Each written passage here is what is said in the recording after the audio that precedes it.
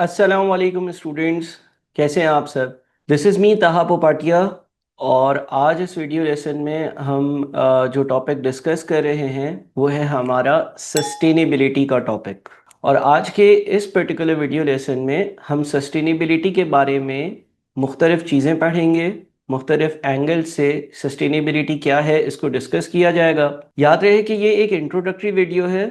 इस वीडियो में मैं आपको एक सस्टेनेबिलिटी का इंट्रोडक्शन दूंगा, ओवरव्यू दूंगा, की पॉइंट्स बताऊंगा। हाँ, आपको शायद इससे थोड़ा सा ज़्यादा डिटेल में चीज़ें पढ़नी पड़ेंगी, रीडिंग करनी पड़ेगी, और जब आप सवालात करेंगे इंशाल्लाह ताला तो उन सवालात में आप मज़ीद चीज़ें एक्सप्लोर भी कर रहे होंगे, मज़ीद बातें भी आपके सामने आ रही होंगी। बहरहाल इस वीडियो का पर्पस ये है कि ये जो सस्टेनेबिलिटी का टॉपिक है, सस्टेनेबिलिटी का एक सब्जेक्ट है, इसको डिस्कस किया जाए। आजकल अकाउंटेंट्स की दुनिया में सस्टेनेबिलिटी की जो इम्पोर्टेंस है वो बहुत ज़्यादा है, और आने वाले वक्तों में यही इम्पोर्टेंस मज़ीद इंक्रीज होती हुई नज़र आ रही है। सस्टेनेबिलिटी रिपोर्टिंग के स्टैंडर्ड्स डेवलप हो रहे हैं। जिस तरह से अकाउंटिंग स्टैंडर्ड्स होते हैं जिसको देखते हुए हम अकाउंटिंग करते हैं, इसी तरह से सस्टेनेबिलिटी के स्टैंडर्ड्स को देखते हुए सस्टेनेबिलिटी रिपोर्टिंग करी जाएगी। और इसी तरह से जिस तरह से ऑडिटिंग स्टैंडर्ड्स के ज़रिए हम किए हुए काम को, अकाउंटिंग को, रिपोर्टिंग को चेक करते हैं कि वो ठीक है या नहीं, सस्टेनेबिलिटी के स्टैंडर्ड्स भी डेवलप हो रहे हैं। आज से 10 15 20 साल बाद सस्टेनेबिलिटी का टॉपिक बहुत ज़्यादा इम्पोर्टेंस का एक नज़र में होगा लोगों के, और ये एक बहुत इम्पोर्टेंट टॉपिक बन जाएगा। जितने भी अकाउंटेंट्स हैं उनको ना सिर्फ रिपोर्टिंग बल्कि सस्टेनेबिलिटी के एंगल से भी चीज़ें देखनी होंगी। सस्टेनेबिलिटी रिपोर्टिंग कंपनीज ठीक कर रही हैं या नहीं ये देखना होगा, और सस्टेनेबिलिटी रिपोर्टिंग करने के बाद उसकी ऑडिटिंग भी करनी होगी। अब ये सस्टेनेबिलिटी है क्या? तो चलिए इसका एक इंट्रोडक्शन लेते हैं और एक इंट्रोडक्टरी डेफिनेशन देखते हैं कि सस्टेनेबिलिटी या सस्टेनेबल डेवलपमेंट किसको कहते हैं। तो sustainable development is the development that meets the needs of the present without compromising the ability of future generations to meet their own needs. Sustainability involves balancing three areas: economic prosperity, environmental protection, and social equity. Sustainable development का मतलब ये है कि आप आज की दुनिया में अगर ग्रो कर रहे हैं या प्रेजेंट आपकी वेल बीइंग हो रही है, चाहे वो इकोनॉमिक वेल बीइंग हो, सोशल वेल बीइंग हो, इन्वायरमेंटल वेल बीइंग हो, तो वो जो वेल बीइंग आप जिस तरह से कर रहे हैं या अपना जब फ़ायदा हासिल कर रहे हैं आज की दुनिया में, अगर हम आज फ़ायदा हासिल कर रहे हैं तो हम इस तरह से उस फ़ायदे को हासिल करें कि फ्यूचर की जनरेशन्स, जो आने वाले लोग होंगे, या आज से 100 साल, 150 साल, 200 साल बाद जो लोग होंगे, उनको कोई नुकसान ना पहुंचे। अब सर इसका क्या मतलब हुआ? मैं कैसे आज से 100 साल या 200 साल बाद पैदा होने वाले किसी इंसान को नुकसान पहुंचा सकता हूं? मेरी तो तब एग्जिस्टेंस ही नहीं रहेगी। देखिए, जब हम अपनी ग्रोथ करते हैं, एक कंट्री ग्रो करती है, वो इंडस्ट्रियली डेवलप होती है, वो अपनी प्रोडक्शन करती है, तो समटाइम्स वो जो रॉ मटेरियल की या जो इनपुट्स की कंजम्पशन है उसको इस तरह से नहीं देखती है कि वो कितना हार्मफुल है हमारी इन्वायरमेंट के लिए।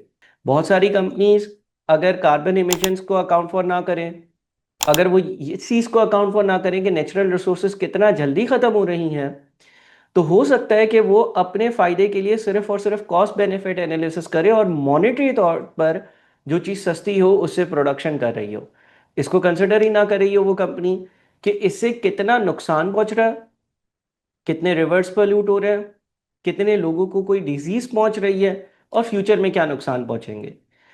तो सस्टेनेबल डेवलपमेंट का मतलब ये है कि एक इस तरह की डेवलपमेंट हो जिसमें आप इस चीज का बड़ा ख्याल रखें कि फ्यूचर में किसी का कोई नुकसान ना हो। यानी कि अगर मिसाल के तौर पर लेट से आप कोई ऐसा काम करते हैं जिसमें आप जो है वो दरख्तों को काटते हैं, उसको दरख्तों को काट कर और उससे कोई प्रोडक्ट बनाते हैं, तो साथ में आप उसी रेट से कहीं पर कोई फॉरेस्ट की ग्रोथ के लिए या प्लांटेशन के लिए कोई ड्राइव कर रहे हो, या फॉर एग्जांपल अगर आप कोई ऐसा रॉ मटेरियल इस्तेमाल करते हैं जिसमें बहुत ज़्यादा कार्बन इमिशंस है, तो आप साथ में उन कार्बन इमिशंस को रिड्यूस करने के लिए बहुत सारे एफर्ट्स कर रहे हो। या फॉर एग्जांपल हम कह सकते हैं कि अगर आप कोई एनर्जी यूज़ कर रहे हो जो कि कोल से प्रोड्यूस होती है, लेट्स से इलेक्ट्रिसिटी, तो आप कोशिश करें कि आप सोलर पैनल्स की तरफ मूव हो जाएं।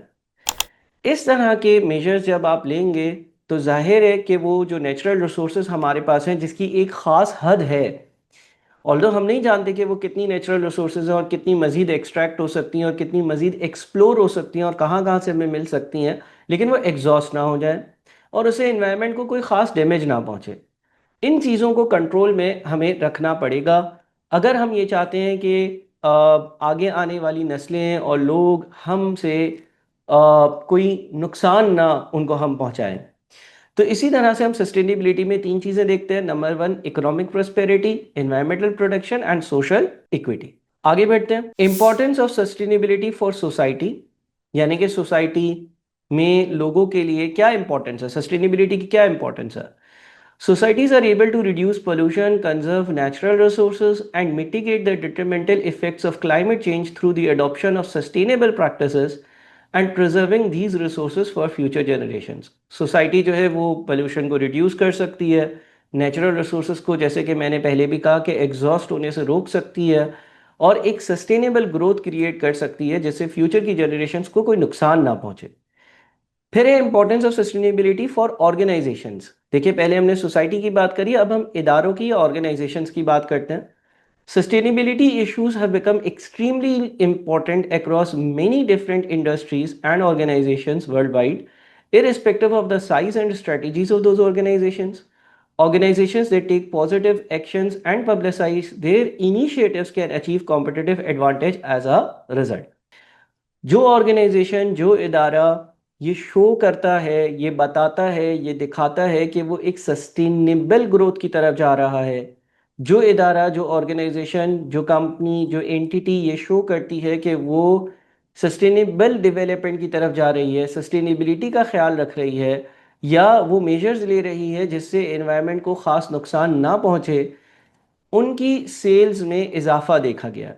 आजकल का कंज्यूमर इस चीज़ को ज़रूर केटर करता है कि अगर मैं कहीं किसी ऑर्गेनाइजेशन से कोई चीज़ ख़रीद रहा हूँ तो उस ऑर्गेनाइजेशन के स्पेसिफिकली कोई डिट्रीमेंटल, कोई ख़तरनाक, कोई चैलेंजिंग इम्पैक्ट्स एनवायरनमेंट पर तो नहीं है।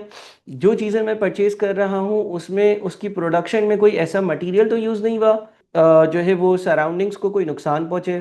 तो एक ऑर्गेनाइजेशन के लिए सस्टेनेबिलिटी भी ज़रूरी है क्योंकि आजकल लोगों में ये समझ में आ गई है, ये एक एक ध्यान में रखने वाली बात है, या लोग इस चीज़ को कंसिडर करना शुरू हो गए हैं कि जिस जगह से भी चीज़ परचेज करी जाए, जिस ऑर्गेनाइजेशन से करी जाए, वो कोई ऐसी ऑर्गेनाइजेशन ना हो कि जो हार्मफुल इमिशंस प्रोड्यूस कर रही हो, वेस्टेज बहुत ज़्यादा प्रोड्यूस कर रही हो, कार्बन इमिशंस बहुत ज़्यादा प्रोड्यूस कर रही हो, बहुत ज़्यादा डिफॉरेस्टेशन की तरफ हो, बहुत ज़्यादा रिवर पोल्यूशंस की तरफ हो। ऐसा नहीं है। तो आप अगर एक ऑर्गेनाइजेशन में हैं और अगर आप एक सस्टेनेबल डेवलपमेंट रखते हैं तो लोग आपसे प्रोडक्ट परचेज करना प्रेफर करेंगे रादर देन कि आपका कोई कॉम्पिटिटर जो इस चीज़ का ख्याल नहीं रखता। फिर आ जाते हैं importance of sustainability for finance professionals, यानी कि जितने भी फाइनेंस की दुनिया के लोग हैं उनके लिए सस्टेनेबिलिटी की क्या इंपॉर्टेंस है। Financial professionals play a key role for identifying environmental risk, ensuring accurate reporting of sustainability issues, and enhancing transparency through implementation of sustainability framework. जो फाइनेंस प्रोफेशनल्स हैं वो एक बहुत बड़ा एक की रोल प्ले करते हैं, क्योंकि जो फाइनेंशियल प्रोफेशनल्स हैं अब उन्हीं की जिम्मेदारी है कि वो ये देखें कि कंपनी की जो सस्टेनेबिलिटी रिपोर्टिंग है वो ठीक हो रही है या नहीं।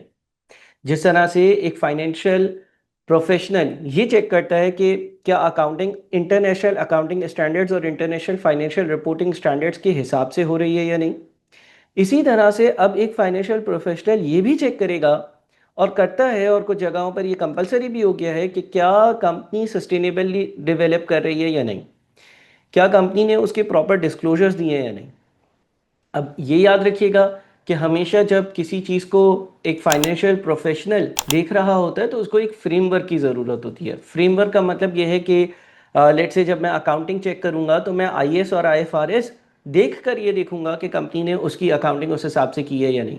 इसी तरह से सस्टेनेबिलिटी के भी फ्रेमवर्क्स डेवलप हो चुके हैं, डेवलपमेंट आहिस्ता आहिस्ता चल रही है और आने वाले कुछ सालों में बहुत सारे फ्रेमवर्क्स ऐसे डेवलप हो जाएंगे जिसको देखते हुए, जिस तरह से आपके पास आईएएस होता है, आईएएस 2 इन्वेंट्रीज है, IAS 16 property plan and equipment है, इसी तरह से आपके पास सस्टेनेबिलिटी के भी स्टैंडर्ड्स डेवलप हो जाएंगे और उसको देखते हुए हमें अकाउंटिंग करनी होगी, सस्टेनेबिलिटी रिपोर्टिंग करनी होगी और फिर सस्टेनेबिलिटी के जो ऑडिटिंग स्टैंडर्ड्स है उसके जरिए उसकी ऑडिटिंग हो रही होगी।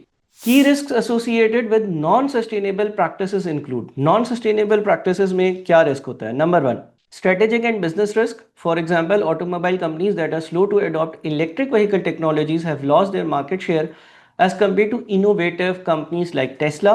Regulatory and compliance risk. For example, in 2022, Pakistan introduced legislation mandating that health warnings over 60% of the front and back of all cigarette packaging. आपको एक स्ट्रेटेजिक या बिजनेस रिस्क हो सकता है, आपका बिजनेस ऑब्सोलीट हो सकता है, आप बिजनेस से आउट हो सकते हो। इसकी एग्जांपल यहाँ पे दी हुई है कि ई व्हीकल्स जो है वो आजकल कॉमन हो गई हैं। ई व्हीकल्स की कंपैरेटिवली एवरेज ज़्यादा होती है। ई व्हीकल्स के बहुत सारे बेनिफिट्स हैं, उसमें से एक बेनिफिट ये भी है कि उसकी जो कार्बन इमिशंस होती हैं या हार्मफुल गैसेस की प्रोडक्शन होती है वो कम होती है, रादर देन के एक डीजल या फ्यूल बेस्ड या सीएनजी बेस्ड गैस बेस्ड जो आपके पास व्हीकल्स होती हैं उसकी जो इमिशंस होती हैं, उसके जो हार्मफुल इम्पैक्ट्स होते हैं वो बहुत ज़्यादा होते हैं। साथ में यहाँ पर रेगुलेटरी और कंप्लाइंस का एक रिस्क है। मिसाल दी है यहाँ पर कि भाई सिगरेट के आपने पैकेट्स देखे होंगे और उस पर एक ख़तरनाक सी तस्वीर बनी हुई होती है जिससे आप ये अलर्ट हो जाते हो कि भाई मुझे ये शायद सिगरेट कंज्यूम नहीं करनी चाहिए, ये मेरे तबीयत के लिए, मेरे हेल्थ के लिए बहुत ज़्यादा नुकसानदेह है। उसके बाद है reputation risk. For instance, a fashion brand is claiming to use sustainable material but actually outsourcing from factories with poor labour and environmental standards may lose consumer trust and loyalty. एक बहुत बड़ा रेपुटेशन रिस्क होता है। कुछ companies क्या करती हैं कि वो पब्लिसाइज तो करती हैं कि वो सस्टेनेबल है, वो दिखाती हैं कि भाई हम जो है वो इन्वायरमेंट का बहुत ख्याल रखते हैं, हम पोल्यूशन को रिड्यूस करते हैं, हम डिफॉरेस्टेशन नहीं करते हैं, लेकिन हकीकत में चीज़ें ऐसी नहीं होती। अब अगर आपकी हकीकत लोगों के सामने आ गई, सोसाइटी के सामने आ गई, तो आपकी सेल्स सिग्निफिकेंटली रिड्यूस हो जाएंगी। इसको हम कहते हैं रेपुटेशन रिस्क, यानी कि आप अपनी रेपुटेशन को रिस्क पे ना लगाएं, आप नॉन सस्टेनेबल ऑर्गेनाइजेशन ना बने बल्कि सस्टेनेबल ऑर्गेनाइजेशन बने। क्योंकि अगर आपने उसको आर्टिफिशियली या फेक तौर पर ये पब्लिसाइज किया कि हम सस्टेनेबल है लेकिन इन रियलिटी आप सस्टेनेबल नहीं होंगे, तो आपको उसका बहुत ज़्यादा नुकसान पहुंच सकता है। फिर हमारे पास operational risk. In 2021 a severe drought in Taiwan impacted the global semiconductor supply chain due to water shortages affecting chip manufacturing plants। यानी कि ऑपरेशनल रिस्क हो सकता है, आपके जो ऑपरेशंस हैं वो डिस्टर्ब हो सकते हैं। और उसके बाद है आपका financial risk. For example, if an organisation is held responsible for environmental damage, example oil spills, deforestation, it may face high cleanup cost, litigation expenses and falling share prices। यानी कि देखें, आपका एक फाइनेंशियल रिस्क भी होता है अगर आप सस्टेनेबल नहीं हैं और उसकी वजह से आपने कोई ऐसा काम कर दिया जिसकी वजह से एनवायरनमेंट इतना ज़्यादा डैमेज हो गया कि आपको कोई फाइन भरना पड़ रहा है, कोई पेनल्टी भरनी पड़ रही है, कोई लिटिगेशन में आप फंस गए हैं, तो आपका एक तो रेपुटेशनल लॉस तो हो गई, रेपुटेशन तो आपकी ख़राब होगी होगी, लेकिन साथ में आपका फाइनेंशियल लॉस भी होगा क्योंकि आपको कोई मॉनेटरी कंपनसेशन देनी पड़ेगी। आ जाते हैं और आगे, the Mendelow's stakeholder matrix and sustainability. Mendelow's matrix को देखते हुए हम सस्टेनेबिलिटी को समझते हैं। मेंडोज मैट्रिक्स क्या करता है कि पावर और इंटरेस्ट के हिसाब से स्टेक होल्डर्स को डिवाइड करता है। स्टेक होल्डर्स कौन होते हैं? स्टेक होल्डर्स आपके डेटर्स भी होते हैं, क्रेडिटर्स भी होते हैं, लोन प्रोवाइडर्स भी होते हैं, शेयर होल्डर्स भी होते हैं, कस्टमर्स भी होते हैं, सप्लायर्स भी होते हैं, एम्प्लॉयज़ भी होते हैं। कोई भी ऐसा बंदा, गवर्नमेंट भी है, एनपीओ भी है, आपकी सोसाइटी भी है, सराउंडिंग में जो लोग रहते हैं वो भी हैं। स्टेक होल्डर तमाम वो लोग होते हैं जो डायरेक्टली या इनडायरेक्टली आपकी कंपनी के साथ किसी तरह से भी एसोसिएटेड हो, उनको हम स्टेक होल्डर्स कहते हैं। तो यहाँ पर लिखा हुआ है कि भाई Mendelow's stakeholder matrix and sustainability. अब मेंडलो ने जो है वो स्टेक होल्डर्स को मुख्तलिफ कैटेगरीज में डिवाइड किया। सबसे पहले यहाँ पर पावर और इंटरेस्ट की डेफिनेशन देख लेते हैं। पावर का क्या मतलब है? Power refer to stakeholders ability to influence. देखिए, कुछ स्टेक होल्डर्स ऐसे होते हैं जो आपके ऑर्गेनाइजेशन को कोई इन्फ्लुएंस दे सकते हैं और कुछ ऐसे होते हैं जो नहीं दे सकते।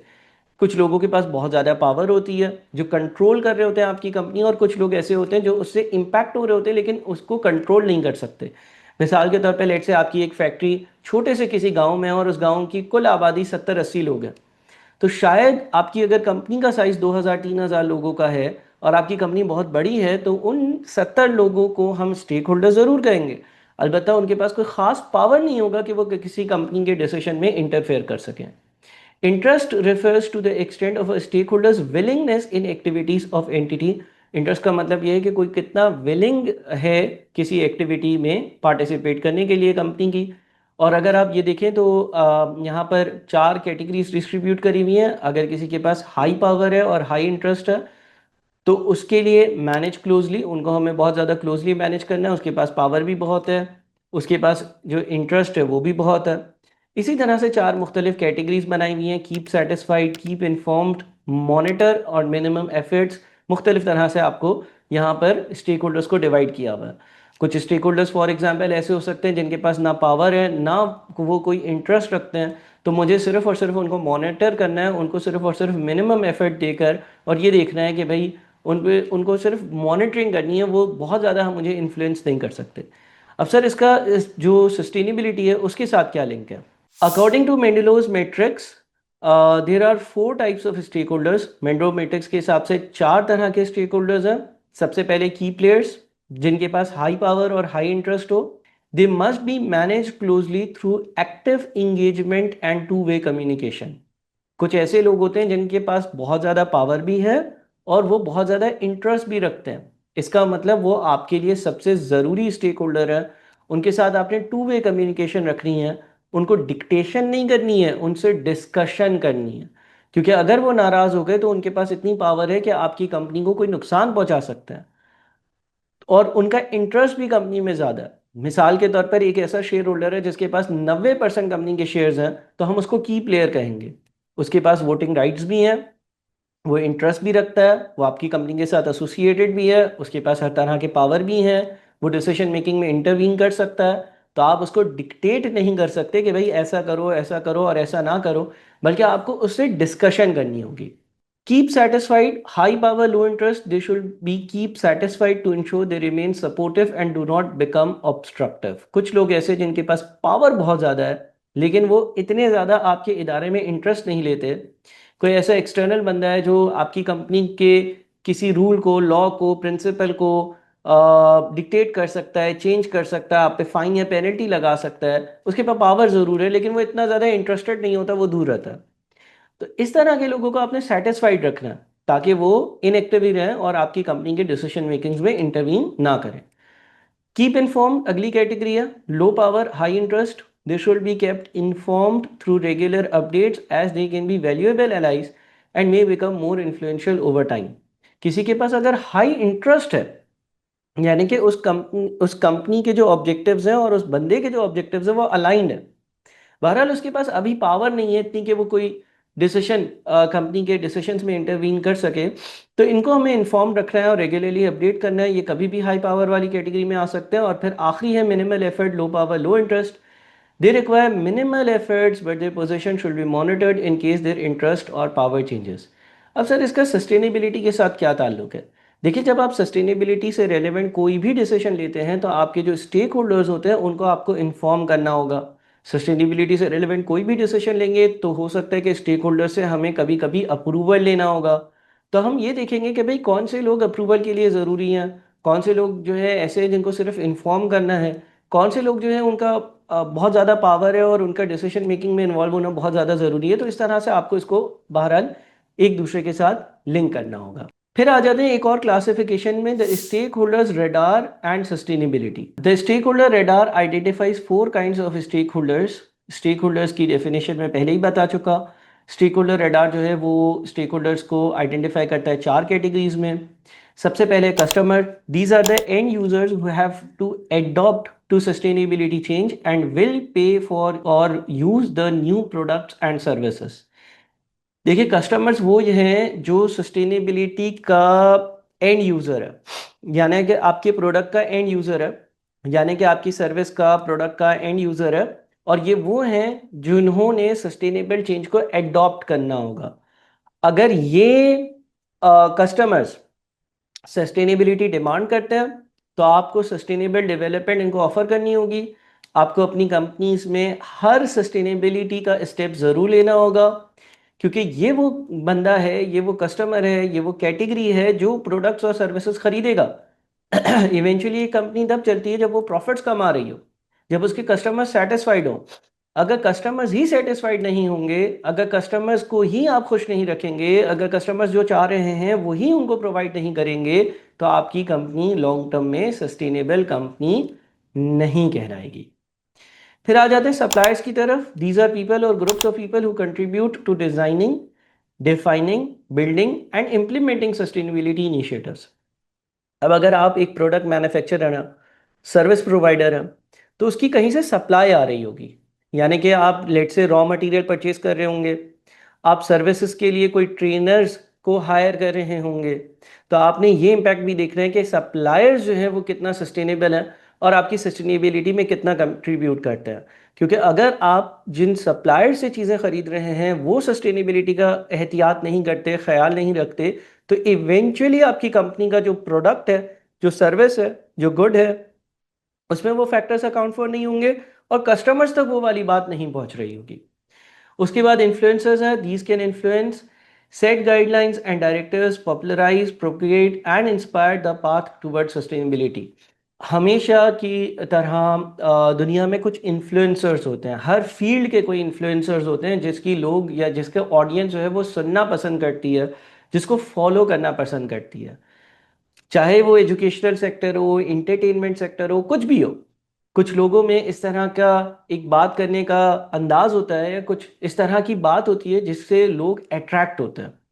तो वही बात यहाँ पर करी जा रही है कि जो इन्फ्लुएंसर्स हैं वो आपकी सस्टेनेबिलिटी किस तरह से आप कर रहे हैं उसको पॉपुलराइज करने में हेल्प करेंगे, उन लोगों को इंस्पायर करने में हेल्प करेंगे, तो आपने उनको भी कंसिडर करना है और ये भी रेडार में एक लोग हैं।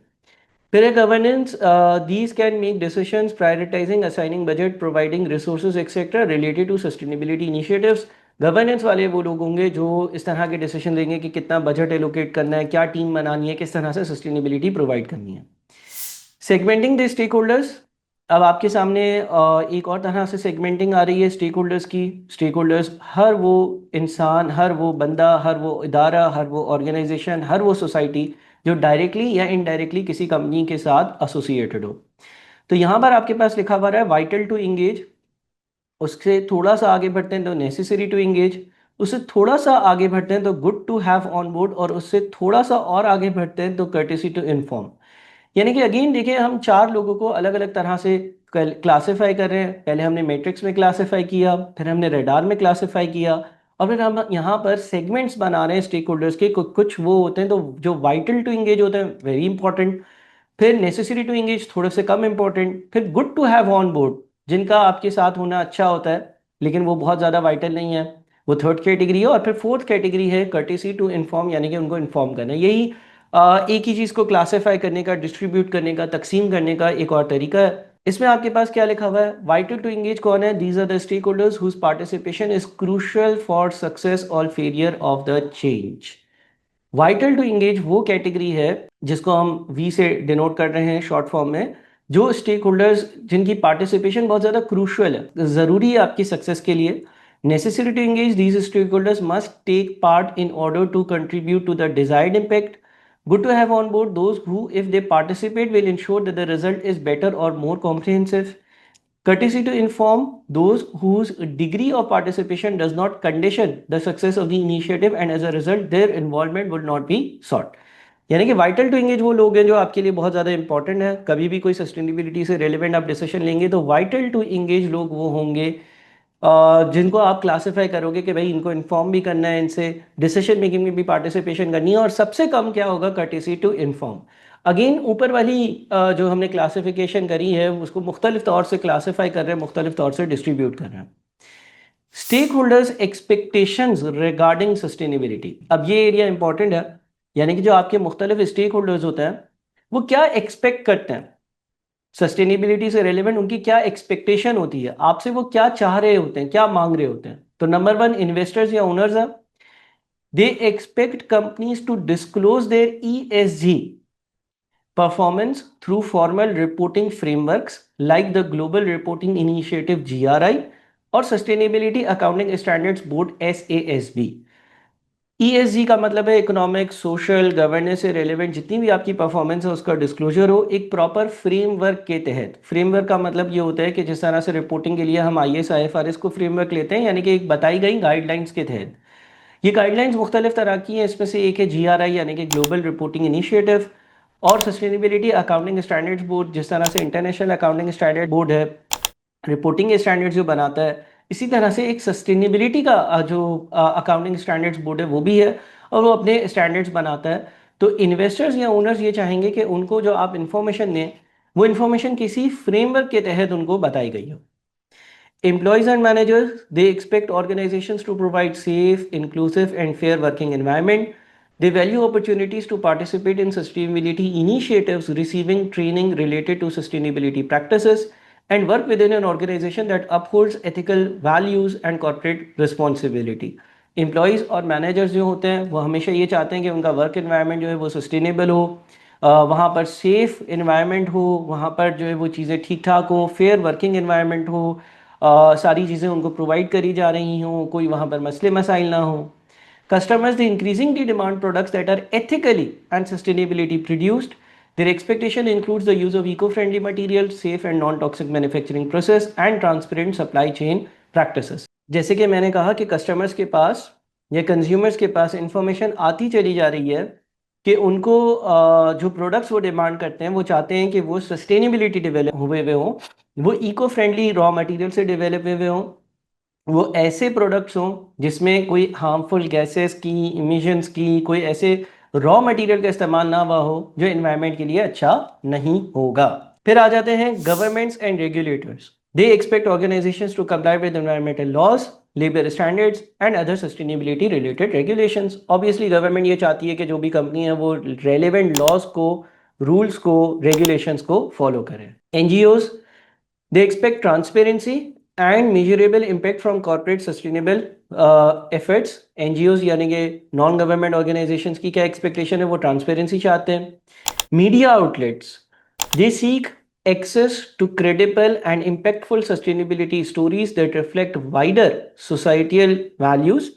They expect organizations to provide verifiable data, clear communication, and real evidence of sustainability outcomes. Media ये चाहता है अगेन कि चीज़ें ट्रांसपेरेंट हो, जो चीज़ें हम लोगों को पहुंचाएं या डिस्क्लोज करें वो रियल एविडेंस के साथ हो, कि एक ऑर्गेनाइजेशन कह रही है कि हम सस्टेनेबिलिटी के लिए काम करते हैं, लेकिन क्या वो वाकई में काम करती है या नहीं, इस चीज़ का कोई एविडेंस हो, इस चीज़ का कोई सबूत हो।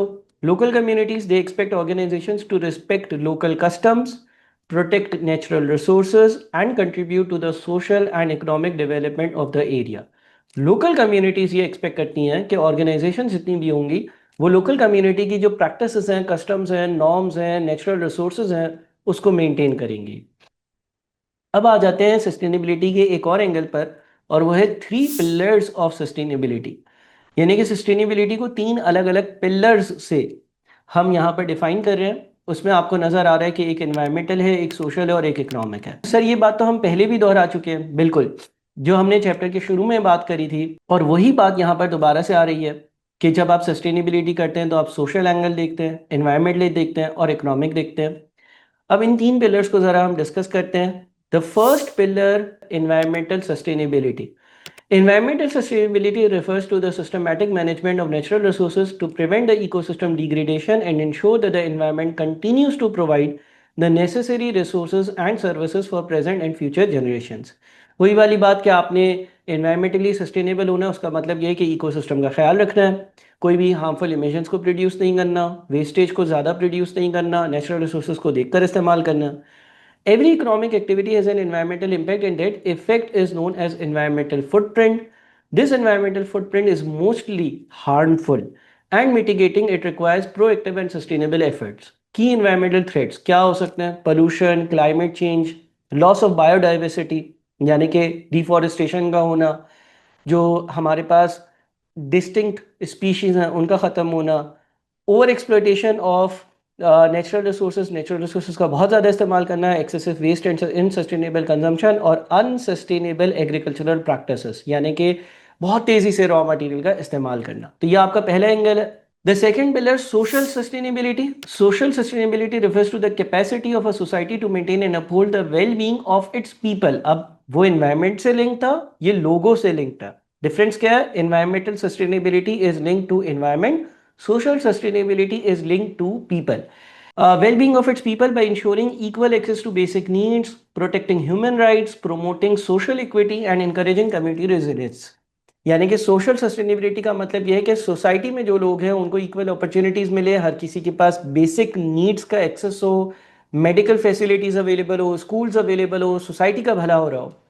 Every economic activity also has social footprints which may have beneficial or damaging impacts. Key social issues: poverty and social inequality, social exclusion and injustice, access to essential services, security and governance, lack of community development and well-being.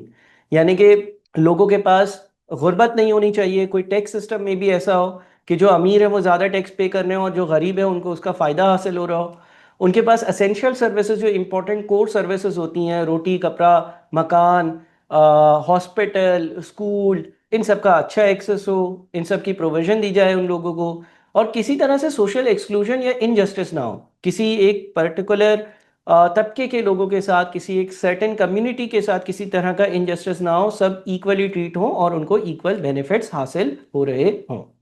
The third pillar, economic sustainability. Economic sustainability refers to the approach where economic activities are conducted in a manner that long-term economic growth is achieved without compromising the integrity of environmental and social systems. Economic sustainability का मतलब यह है कि आप economically इस तरह से आगे बढ़ रहे हो कि लॉन्ग टर्म में इन्वायरमेंटल और सोशल मसले मसाइल पैदा ना हो. Following are the key challenges relevant to economic sustainability: reliance on non renewable resources, unemployment and underemployment, financial instability, unsustainable debt levels, myopia. It includes focusing on immediate short-term gains by the government and our business community, which may lead to policies and decisions that compromise long-term economic as well as environmental and social sustainability. मतलब क्या है कि ऐसी condition है जिसपे आप short term focus रहते हो. कोई गवर्नमेंट आती है, वो सोचती है भाई मेरे पास 5 साल है, मैं 5 साल में अपना नाम बना लूँ, उसकी वजह से आगे के 10 सालों तक मुल्क का क्या हो, शहर का क्या हो, इस जगह का क्या हो, मेरा कोई कंसर्न नहीं है. तो ऐसा नहीं होना चाहिए. साथ में आपको नॉन रिन्यूएबल रिसोर्सेज की तरफ जाना चाहिए, उन पर आपका रिलायंस जो है वो बढ़ना चाहिए. सच एज हमने सोलर पैनल्स की बात करी कि इलेक्ट्रिसिटी के लिए आप सोलर पैनल्स की तरफ जाएं. फाइनेंशियल इनस्टेबिलिटी को देखें और इस तरह के एंगल्स को आप इकोनॉमिकली देखें, यानी कि इकोनॉमिकली आपको फ़ायदा हो मगर लॉन्ग टर्म में कोई इन्वायरमेंटल या सस्टेनेबल डैमेज ना अकर हो रहा हो. The interaction of the three pillars of sustainability. अब ये डायग्राम बहुत ज़्यादा इंपॉर्टेंट है. इसमें सोशल, इकोनॉमिक, एनवायरमेंटल, तीन अलग अलग आपके पास जो पिलर्स हमने पढ़े वो सर्कल्स में दिए हुए हैं. सोशल और इकोनॉमिक इंटरसेक्ट करता है तो क्या होता है, सोशल और एनवायरमेंटल इंटरसेक्ट करता है तो क्या होता है, और इकोनॉमिक और एनवायरमेंटल इंटरसेक्ट करता है तो क्या होता है. और अगर तमाम प्रेजेंट हो तो एक सस्टेनेबल डेवलपमेंट देखी जाती है. When these pillars are balanced, they yield living conditions that are viable, bearable and equitable. अब देखें यहाँ पर ये चीज़ें हाईलाइट हुई हुई हैं, equitable, viable और livable यानी कि bearable. However, neglecting any one pillar destabilizes the system. Environmental and economic sustainability. अगर environmental और economic sustainability है, combines to make everyone's living conditions viable until social unrest overwhelms them. अब अगर आप यहाँ पर देखेंगे तो इकोनॉमिक और इन्वायरमेंटल के इंटरसेक्शन पर एक वायबल का लफ्ज नजर आ रहा है. इसी तरह से वो कहता है कि अगर इन्वायरमेंटल एंड सोशल सस्टेनेबिलिटी होगी, combines to make everyone's living conditions bearable, तो कंडीशंस बेरेबल हो जाएंगी until they run out of money to keep it all going. अब देखिए यहाँ पर वो ये कहता है कि भाई अगर इन्वायरमेंटल और इकोनॉमिक सस्टेनेबिलिटी होगी, इन्वायरमेंटल और इकोनॉमिक सस्टेनेबिलिटी होगी तो लोगों की कंडीशंस वायबल तो होंगी, इन्वायरमेंट अच्छा है, इकोनॉमिक कंडीशंस अच्छी हैं, अंटिल सोशल अनरेस्ट ओवरवेल्म्स देम. लेकिन अगर सोशल सस्टेनेबिलिटी नहीं होगी तो सोसाइटी में जो लोग होंगे वो एक दूसरे से लड़ रहे होंगे. देखिए तीनों चीज़ें ज़रूरी हैं, इन्वायरमेंट का अच्छा होना, आपके इकोनॉमिक हालात का अच्छा होना और आपकी सोसाइटी का, सोशल यानी कि लोगों का, यानी कि सराउंडिंग में जो लोग हैं उनका अच्छा होना. सराउंडिंग के लोगों को आपने अनजस्ट ट्रीटमेंट दी, उनको खुश नहीं रखा, सबको इक्वल अपॉर्चुनिटीज़ नहीं मिली, वो एक दूसरे से लड़ेंगे. अब चाहे आपके इकोनॉमिक हालात अच्छे हों, इन्वायरमेंटल हालात अच्छे हों, लेकिन जब सोशल अनरेस्ट होगा मसले पैदा होंगे.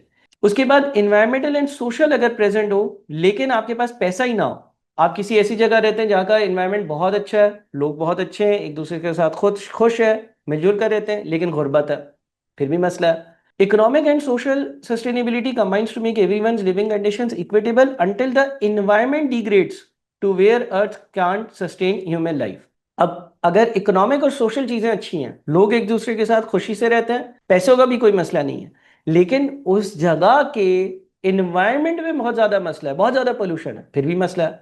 तो तीनों चीजों का होना जरूरी है। एक चीज माइनस होगी तो उसका नेगेटिव इम्पैक्ट दोनों दूसरी चीजों को भी डिस्टर्ब कर रहा होगा। इसीलिए sustainable living conditions require the intersection of all three facets, यानी कि तीनों को इंटरसेक्ट करना जरूरी है। अब आ जाते हैं सस्टेनेबिलिटी रिपोर्टिंग की तरफ।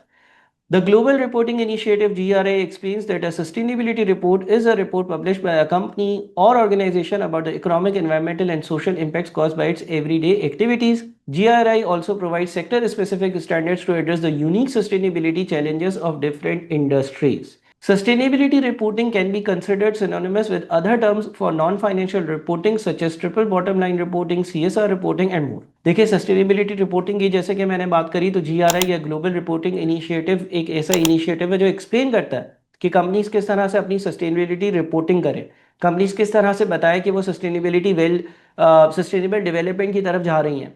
ना सिर्फ वो जनरल गाइडलाइंस देता है, बल्कि industry specific power sector, education sector, X sector, Y sector की गाइडलाइंस भी प्रोवाइड कर रहा होता है। बेनिफिट्स ऑफ सस्टेनेबिलिटी रिपोर्टिंग क्या है? Internal benefits of sustainability reporting includes increased understanding of risk and opportunities, emphasizing the link between financial and non-financial performance and influencing long-term management strategy, policies, and business plans. It also helps in streamlining processes, reducing cost, and improving efficiency. जब आप sustainability reporting करते हैं तो internally चीज़ें जो है वो financial से नॉन फाइनेंशियल की तरफ भी मूव होती हैं। आप सिर्फ और सिर्फ मॉनेटरी गेन्स नहीं देखते हो, आप नॉन मॉनेटरी गेन्स भी देखते हो। सच एज कि आप ये नहीं देखते हो कि आप कितना प्रॉफिट कमा रहे हो, आप साथ में ये भी देखते हो कि आपका कस्टमर कितना खुश है। नॉन फाइनेंशियल एंगल से भी चीज़ें देखते हो, चीज़ों को या प्रोसेसेस को स्ट्रीमलाइन करते हो और उसकी वजह से आपको लॉन्ग टर्म फायदा होता है। याद रहे कि अगर आप एक चीज़ पे 2 रुपए कम कमाओगे, लेकिन अगर आप अपने कस्टमर को इतना खुश रखोगे कि वो एक रिपीट ऑर्डर दे, तो आपका बिजनेस जो है वो एक के बजाय 2 चीजें बेच रहा होगा। इसी एंगल को सस्टेनेबिलिटी रिपोर्टिंग के थ्रू हाईलाइट किया जाता है और इंटरनली एक ऑर्गेनाइजेशन को ये बेनिफिट देता है। External benefits includes mitigating or reversing negative environmental, social, and governance impacts. Sustainability reporting also improves reputation and brand loyalty, enables external stakeholders to understand the organization's true value, including tangible and intangible assets, and demonstrates how the organization is influenced by expectations surrounding sustainable development. जब आप external reporting करते हो, आप economic, environmental और social governance पर impact कर रहे होते हो। आप इस चीज़ का एहतियात रखते हो कि मैं कोई भी ऐसे टास्क ना करूं जो सस्टेनेबल डेवलपमेंट के खिलाफ हो, अदरवाइज मेरा रेपुटेशन रिस्क पर आ जाएगी, मेरे ऑपरेशंस रिस्क पर आ जाएंगे, मेरे लिए फ्यूचर में मसले मसाइल पैदा हो सकते हैं। Measuring corporate sustainability reporting, the ESG framework. Levels of sustainability measurement, sustainability को मेजर करने के मुख्तलिफ लेवल्स बताए हैं। मैक्रो लेवल है, measurement operates at the scale of nations और globe, focusing on broad indicators such as gross domestic product, Human Development Index, and ecological footprint to assess national and global sustainability trends. Sustainability को एक तो macro level पर यानी कि country level पर major किया जाता है, देखा जाता है कि कौन सी कंट्री का जीडीपी, ह्यूमन डेवलपमेंट इंडेक्स में सस्टेनेबिलिटी जो है वो किस तरह से कंट्रीब्यूट कर रहा है। दूसरा लेवल है आपका meso level sustainability. Measurement focuses on industries, regions, or interconnected entities such as eco-industrial parks, analyzing collaborations, shared resources, and the broader ecosystem in which organizations operate. Meso level macro और micro के बीच में है, industry level पर है, company level पर है, company level पर देखा जाए। और micro level measurement focuses on evaluating the sustainability performance of individual entities including products और सर्विसेज। एक सिंगल प्रोडक्ट, सर्विस या इंडस्ट्री में एक स्पेसिफिक एंटिटी की जो परफॉर्मेंस है वो देखी जाए। एक तो है फर्म की परफॉर्मेंस या ऑपरेशन, एक ऑर्गेनाइजेशन की परफॉर्मेंस, एक है नंबर ऑफ ऑर्गेनाइजेशन जो एक दूसरे से इंटरकनेक्टेड है उनकी परफॉर्मेंस, और एक कंट्री की परफॉर्मेंस देखी जाए। Approaches to measure sustainability, 2 approaches हैं सस्टेनेबिलिटी को मेजर करने की। एक है quantitative approach. Quantitative approach uses numerical data based performance indicators, offering a structured and objective way to monitor progress and compare sustainability performance over time or against established benchmarks. Established benchmarks यानी कि target होते हैं, जिस तरह से आप अपनी company का ग्रॉस प्रॉफिट मार्जिन एक बेंचमार्क ग्रॉस प्रॉफिट मार्जिन से कंपेयर करते हो, अपनी कंपनी का नेट प्रॉफिट एक बेंचमार्क नेट प्रॉफिट से कंपेयर करते हो। बेंचमार्क का मतलब एक सेट स्टैंडर्ड, जिस तरह से अगर आप कोई प्रोफेशनल बॉडी के एग्जाम देते हो तो अमूमन पासिंग मार्क्स होते हैं 50%, तो आपके मार्क्स को 50% से कंपेयर कर कर ये नतीजा लिया जाता है कि कोई पास हुआ या फेल। इसी तरह से सस्टेनेबिलिटी को मेजर करने के लिए एक क्वांटिटेटिव तरीका है, यानी कि क्वांटिटी की टर्म्स में हम ये चेक कर लें कि क्या स्पेसिफिक बेंचमार्क्स या टारगेट्स अचीव हैं। Qualitative approach focuses on non-numerical data such as description, explanation, and contextual insights, providing a more nuanced understanding of sustainability performance. Qualitative का मतलब ये है कि आप उसको इन वर्ड्स एक्सप्रेस करो रादर देन इन नंबर्स। जिस तरह से हम फॉर एग्जांपल किसी टैक्सी कैब एप्लीकेशन को यूज करते हैं तो फिर हम स्टार्स के जरिए रेटिंग करते हैं और साथ में हम जो है वो फीडबैक भी देते हैं, या कहीं रेस्टोरेंट जाते हैं तो हम फीडबैक भी देते हैं। वो रिटन फीडबैक जो है वो एक क्वालिटेटिव चीज है। Reasons for measuring meso-level sustainability, corporate sustainability, tracking progress towards sustainability goals, stakeholder engagement, balancing trade-off, meeting the requirements and improved communication. आखिर सस्टेनेबिलिटी को मेजर करने की ज़रूरत क्या है? उससे ये पता चलेगा कि आपकी कंपनी जो है वो बेंचमार्क्स के अगेंस्ट क्या अच्छा या बुरा परफॉर्म कर रही है, कितना बेहतर होने की ज़रूरत है, क्या आप जो है वो कोई स्पेसिफिक अगर किसी स्टैंडर्ड की रिक्वायरमेंट है उसको मीट कर रहे हो या नहीं कर रहे हो, और अपनी कम्युनिकेशन को इंप्रूव कर सकोगे। ईएसजी फ्रेमवर्क क्या है भाई? Environmental, Social and Governance (ESG) is a widely recognized framework used to evaluate the sustainability of companies by assessing their performance across three critical categories.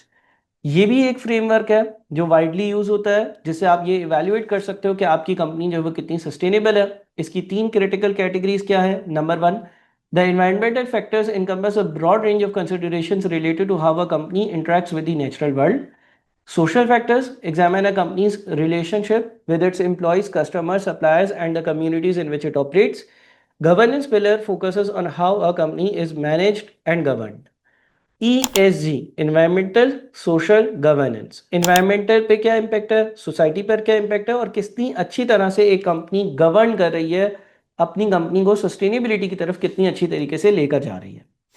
Rules of ESG framework: promoting transparency, meeting investors expectations, building brand loyalty, ensuring regulatory compliance and strengthen risk management. Again घूम फिर कर वहीं पर बात आ जाती है कि मैं लोगों को जो है वो ट्रांसपेरेंसी से दिखाऊं कि भाई मैं कितना सस्टेनेबल हूँ, जो मेरे इन्वेस्टर्स हैं उनकी एक्सपेक्टेशंस मीट हो रही हैं या नहीं, मेरे ब्रांड की लॉयलिटी डेवलप होगी अगर मैं सस्टेनेबल कंपनी हूँ, कंप्लायंस जो है यानी कि अगर कोई लॉ या रेगुलेशन है उसकी कंप्लायंस हो रही है या नहीं, ये बात पूरी होगी। फिर है सम की परफॉर्मेंस इंडिकेटर्स। अच्छा सर, KPI क्या होते हैं? की परफॉर्मेंस इंडिकेटर्स वो इंडिकेटर्स होते हैं जो अगर प्रेजेंट होंगे तो आप सक्सेसफुल होगे। यानी कि की परफॉर्मेंस इंडिकेटर्स जो है वो ये शो करते हैं कि आप कितने ज़्यादा सक्सेसफुल हो। For measuring the corporate sustainability by using ESG framework, ESG framework ने कुछ की परफॉर्मेंस इंडिकेटर्स बताया कि भाई ये बातें देखो, एक ऑर्गेनाइजेशन में ये बातें हैं तो वो सस्टेनेबिलिटी की तरफ जा रही है। अच्छा, इसमें से मैंने तीन तीन एग्जाम्पल्स उठाई हैं, वैसे इससे ज़्यादा एक बड़ी लिस्ट है जो आपको शायद याद करनी पड़ेगी, दो चार बार पढ़नी पड़ेगी। सबसे पहले एनवायरमेंटल एंगल को कैसे मेजर करना है। पहला सवाल, environmental policy. Does the company publicly publish follow an environmental policy and indicate where it can be accessed? क्या किसी कंपनी ने एनवायरमेंटल पॉलिसी बनाई है? अगर हाँ तो वो कहाँ है, क्या हम उसको पढ़ सकते हैं?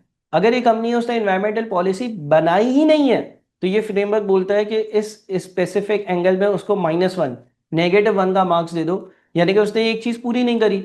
एनवायरमेंटल पॉलिसी बनी हुई होनी चाहिए कंपनीज की। Environmental impacts: has the entity faced and any legal or regulatory responsibility due to environmental impacts? क्या recent past में कंपनी को किसी environmental impact की वजह से कोई बात फेस करना पड़ी है, कोई चैलेंज फेस करना पड़ा है, कोई लीगल इशू फेस करना पड़ा है? अगर करना पड़ा है इसका मतलब कंपनी इन्वायरमेंट का अच्छा ख्याल नहीं रख रही है, और अगर नहीं करना पड़ा तो फिर ठीक है। Raw material usage per unit of output, जो रॉ मटेरियल का इस्तेमाल है एक फिनिश गुड में वो कितना हो रहा है, कितना वेस्ट हो रहा है, percentage of non renewable raw material कितना है, रिसाइकल्ड रॉ मटेरियल कितना है। रिसाइकल ज़्यादा होगा तो अच्छी बात है, कम होगा तो बुरी बात है, यानी कि recycling is considered good for sustainability. आप वेस्टेज को या पुराने मटेरियल को दोबारा से यूज कर कर और उससे अपना प्रोडक्ट बना रहे हो, ये ज़्यादा सस्टेनेबल है रादर देन कि नया रॉ मटेरियल एक्सट्रैक्ट किया जाए। Measuring the social, social angle को कैसे मेजर करेंगे? As per ESG framework, full time employees कितने हैं, monetary and non monetary benefits कितने दिए जा रहे हैं, और ट्रेनिंग एंड डेवलपमेंट में कितने घंटे लगाए जाते हैं। ये सारी चीज़ें देखिए, ये जो लिस्ट है ना, ये ईएसजी के हिसाब से एक लंबी तवील लिस्ट है। मैंने उसमें से तीन तीन एग्जांपल्स पिक करी हैं, आप इस लिस्ट को बिल्कुल डिटेल में देख लीजिएगा। ये चेक पॉइंट्स हैं या केपीआईज हैं, की परफॉर्मेंस इंडिकेटर्स हैं, जिससे आपको पता चलता है कि ऑर्गेनाइजेशन सस्टेनेबल डेवलपमेंट की तरफ है या नहीं। जहाँ जहाँ पॉजिटिव आंसर आ रहा होगा वो अच्छी बात है। जिस तरह से यहाँ पर सोशल में क्या होता है कि लोगों की कितनी वेलबींग हो रही है। अब अगर आप उनको ट्रेनिंग के और डेवलपमेंट के आवर्स दे रहे हो, उनकी ट्रेनिंग करवा रहे हो, उनको नए कोर्सेज सिखा रहे हो, उनको नई बातें सिखा रहे हो, तो उससे क्या होगा? उससे उनका भी भला होगा, वो एंड में कहीं सीख कर मजीद आगे पहुंच रहे होंगे। Measuring the governance, gender diversity on board, क्या जो बोर्ड ऑफ डायरेक्टर्स है उस पर जेंडर डाइवर्सिटी है, मेल या फीमेल डोमिनेटेड तो नहीं है, दोनों का एक मिक्स कल्चर है, दोनों को मौका दिया जा रहा है या नहीं। बोर्ड इंडिपेंडेंस, बोर्ड पे कितने लोग इंडिपेंडेंट डायरेक्टर्स हैं और कितने डिपेंडेंट डायरेक्टर्स हैं, और business ethics and code follow हो रहे हैं या नहीं। तो यहाँ पर हमने इंट्रोडक्शन टू सस्टेनेबिलिटी की डिस्कशन करी। इस वीडियो का पर्पस ये था, ऑल्दो ये पूरा थियोरेटिकल एरिया है, आपको बुक से भी रीड करना होगा, आपको इस हैंडआउट को भी, इस समरी को भी 2 4 5 बार रीड करना होगा। आहिस्ता आहिस्ता इंशाल्लाह दिमाग में बातें बैठेंगी। लेकिन जब आप 1 से 2 बार इस वीडियो को देख लेंगे, अगर आपने एक बार देखा है एक और बार ज़रूर देखें। 1 से 2 बार जब आप इस वीडियो को देखेंगे तो आपके जहन में चीज़ें बैठना शुरू हो जाएंगी, आपको चीज़ें याद होना शुरू हो जाएंगी। जब आप बुक की रीडिंग कर रहे होंगे तो उस पर आपको आसानी फील होगी। मैंने कोशिश करी कि मैं विद इन 50 मिनट्स इस पूरे चैप्टर को गो थ्रू कर दूं। ऑल्दो ये बहुत ड्राई चैप्टर है, फुल थ्योरी बेस्ड चैप्टर है, आपकी बुक की रीडिंग लाजमी है, इस हैंड आउट का याद करना लाजमी है। लेकिन इस वीडियो को 2 बार दोहराने के बाद जब आप बुक की रीडिंग करेंगे तो आपके जहन में चीज़ें याद होना शुरू हो जाएंगी। आपको यूँ होगा कि हाँ, ये बात मैंने सुनी हुई है, और उसको आप कंपेयर कर कर ज्वाइन आउट कर रहे होंगे। मजीद इंशाल्लाह हम पास पेपर्स की भी प्रैक्टिस करेंगे, मगर इस वीडियो को कम से कम 1 से 2 बार देखें ताकि आपके जहन में चीज़ें बैठ जाएं। अपना ख्याल रखिएगा, कोई सवाल हो तो मुझे व्हाट्सएप पर ज़रूर पूछ लीजिएगा। Thank you so much and अल्लाह हाफिज़।